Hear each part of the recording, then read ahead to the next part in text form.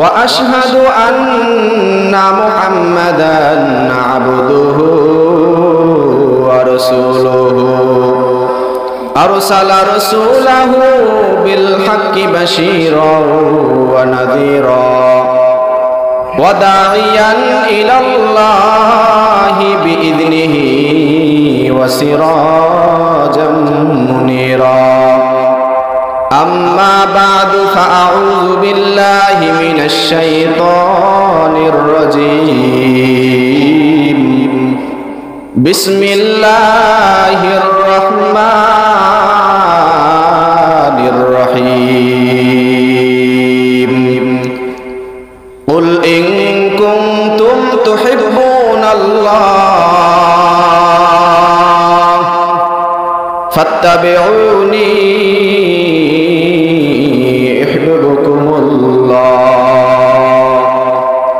والله يغفر لكم ذنوبكم والله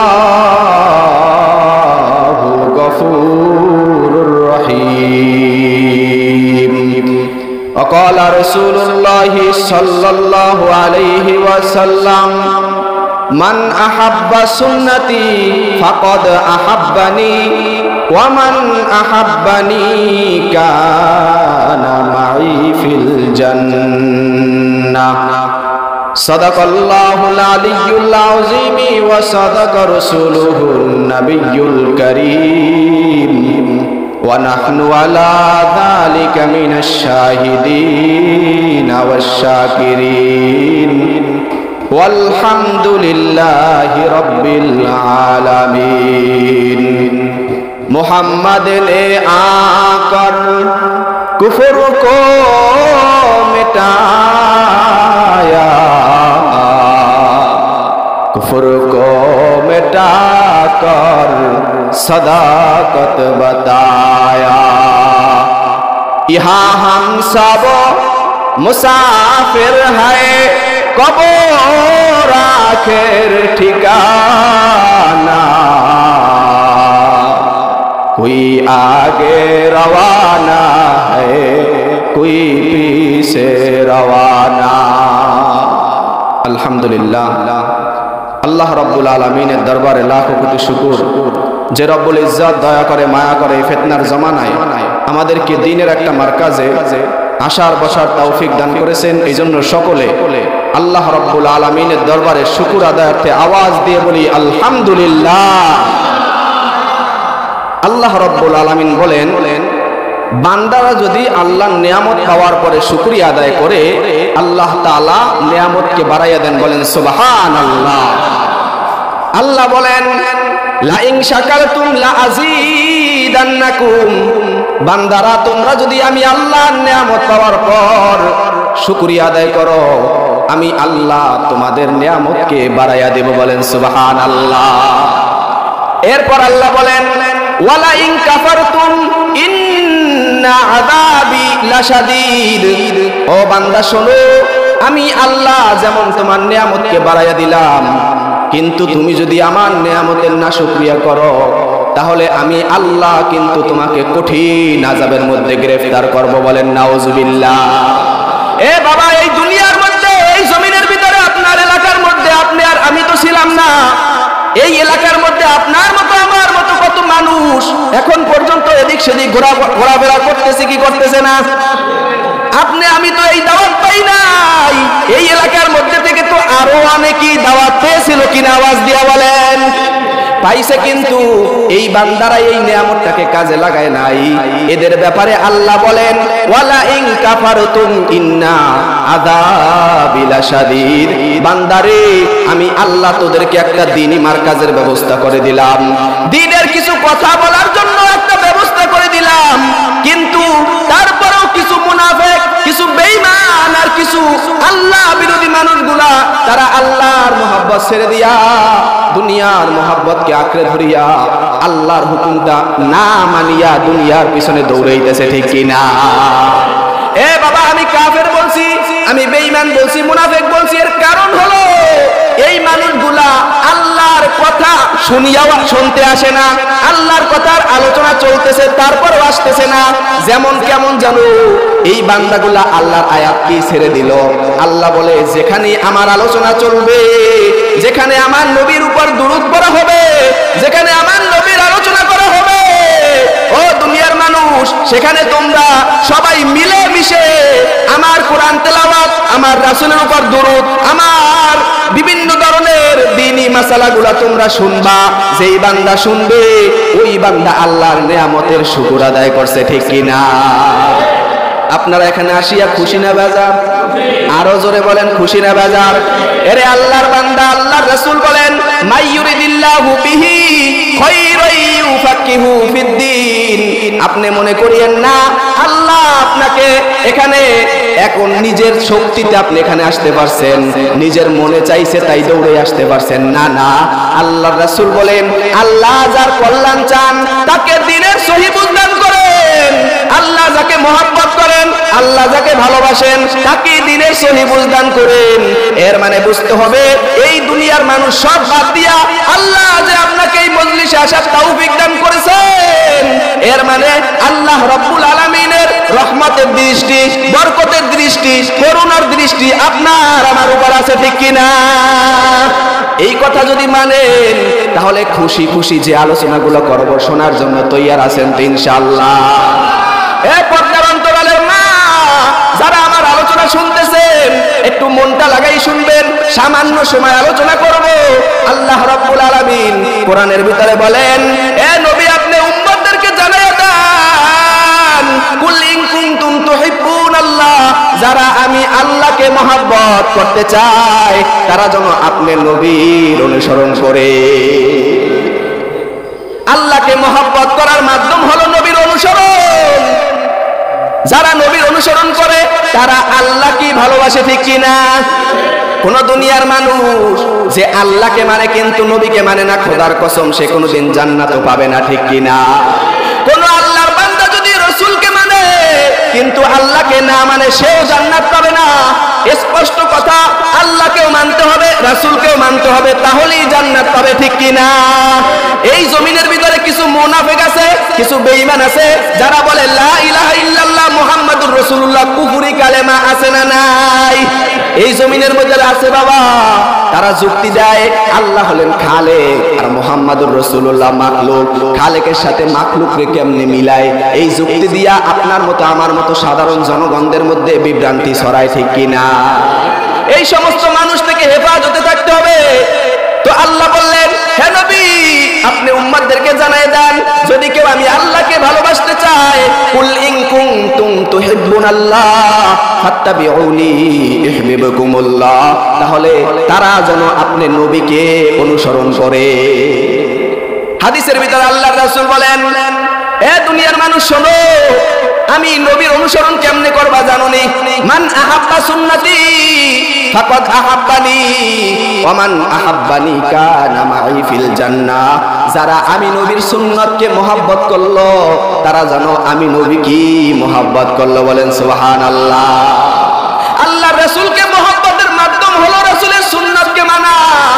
যে আল্লাহর বান্দা দস্তরখান বিছায় খানা খায় ওই বান্দা সত্যিকারের রাসূলের আশিক, ঠিক কি না? যেই বান্দা টয়লেটে ঢোকার আগে দোয়া পড়ে ওই বান্দা হলো সত্যিকারের আশিক। যেই বান্দা খানা শুরুতে দোয়া পড়ে ওই বান্দা হলো সত্যিকারের আশিক। যেই বান্দা এক ওয়াক্ত নামাজ ছাড়ে না সেই বান্দা হলো আল্লাহর সবচাইতে শ্রেষ্ঠ বান্দা। ওই বান্দা হলো আল্লাহর রাসূলের সবচাইতে শ্রেষ্ঠ উম্মত, ঠিক কি না? এই জমিনের ভিতরে এমন আল্লাহর বান্দারা আছে যারা রাসূলের আশিকের নামে এক ওয়াক্ত নামাজও পড়ে না, বছরে একটা দিন আসলে শুধুমাত্র রাসূলের মহব্বতে সিন্নি আর বিরিয়ানি খায়, কিন্তু আল্লাহর রাসূলের দাড়ি নামক সুন্নতটাও তাকে মুখে থাকে না, ঠিক কি না? এ দুনিয়ার মুসলমান বাজান, আমার কথাকে অন্য মানতে নেবেন না। আমি শুধু আপনাদেরকে বুঝ দিতে চাই এই জমিনের ভিতরে আমরা আল্লাহর রাসূলকে সবচাইতে বেশি ভালোবাসি, ঠিক কি না? যদি ভালোই না বাসতাম এই গরমের মধ্যে জুব্বা গায়ে দিয়ে থাকতাম না, মাথায় একটা টুপি দিয়েও থাকতাম না। আমরাও পারতাম জামা খুলিয়া ছোট্ট ছোট্ট জামা গায়ে দিতে, কিন্তু শুনছি আল্লাহর রাসূলের সুন্নতি জামা ছিল একটু টাকনুর নিচে হাঁটুর নিচে পড়বে আর একটু ঢিলা ঢালা জামা হইবে।